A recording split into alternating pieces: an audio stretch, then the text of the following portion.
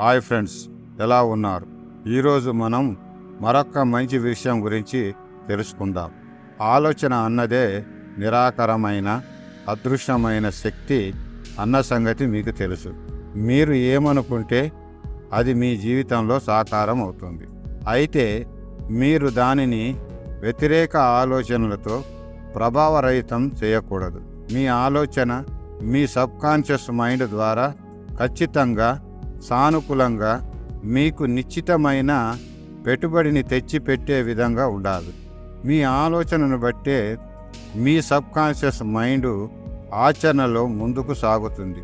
మీరు పేదరికపు భావాల గురించి ఆలోచిస్తే ఇప్పుడు మీరు ఎంత ధనికులైనా సరే పేదవారుగా మారుతారు.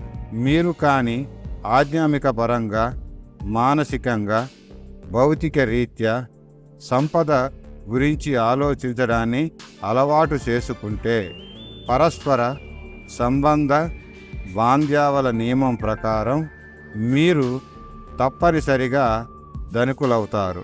మరో మాటలో చెప్పాలంటే ఇప్పుడు ఈ సంపద నాదే అని మీరు కానీ అనుకుంటే, మీరు ఆ భావానికే కట్టుబడి ఉంటే మీ సబ్కాన్షియస్ మైండ్ దానికి ప్రతిస్పందిస్తుంది. మీరు మీ జీవితంలో ఆలోచించే ధోరణిని బట్టి అన్ని దారులలో మీకు సంపదను పంపిణీ చేస్తుంది. అన్ని ఆవిష్కరణలు, భవనాలు, నిర్మాణాలు, నగరాలు, అన్ని రకాల సాధనాలు, ఇంకా మనిషి రూపొందించిన అన్ని రకాల నమూనాలు, ప్రకృతికి సంబంధించిన వాటితో సహా ఇవన్నీ మీలో ఉన్న ఆ తరహా అనంత శక్తిలో నుంచి వచ్చినవే. మీరు కుర్చీలో నుంచి కదలాలని ఆలోచిస్తే మీరు కదులుతారు. మీ ఇంట్లో కంఠధ్వనులను, అనుస్వరాలను ప్రదర్శించాలని శాస్త్రవేత్తలు భావించారు కాబట్టి వాటి ఫలితంగా టెలివిజన్ రూపొందింది. ఎలక్ట్రానిక్ ప్రేరణలు, రూపము, కంఠధ్వని, సంగీతం వగేరాల ద్వారా రూపాంతరం చెందాయి. అంటే మీరు నిజంగా ఆలోచనాత్మక ప్రపంచంలోనే నివసిస్తున్నారు. ప్రపంచంలో ఆ అనంత భావన అంతర్లీనంగా ఉంది. ఆ ఆలోచనకు అనుగుణంగా విశ్వజనీనమైన మనసు ముందుకు నడుస్తూ భౌతికపరమైన క్రియాశీలమైన విశ్వరూపాన్ని సంతరించుకుంటూ నక్షత్రాలుగా, సూర్యుడు, చంద్రుడు, అంతరిక్షంలో అంతులేని నక్షత్రాల వీధిలా రూపాంతరం చెందుతుంది. మనకంటూ కొన్ని కళలు ఉంటాయి. ఆ కళలను ఎలా సాకారం చేసుకోవాలి అంటే, మన యొక్క కళలను సాకారం చేసుకోవడానికి ఒక ఆకర్షణ సూత్రం అంటూ ఉంటుంది. మనకు అవసరమైనదంతా అదే సరఫరా చేస్తుంది. మానసికంగా దానిని మనం ఒక హక్కుగా పొందడాన్ని ఎలా అని మనం తెలుసుకోవాలి. నా సబ్కాన్షియస్ మైండ్లోని అనంత మేధావ శక్తి నా ఆదర్శ భావాలకు ఆకర్షించబడింది. అందువల్ల అదే ఉత్పాదన చేస్తుంది. అదే ఆ ఆవిష్కరణలను అభివృద్ధిపరిచి విక్రయిస్తుంది.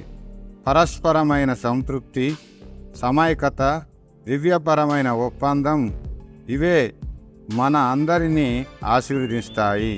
ఈ విధంగా మన యొక్క కళలను మనము మన సబ్కాన్షియస్ మైండ్కు తెలియజేయడం ద్వారా వాటిని మనము సాధించుకోవచ్చు. అలా చేయడం ద్వారా మనకు అంతులేని లాభాలు లభిస్తాయి.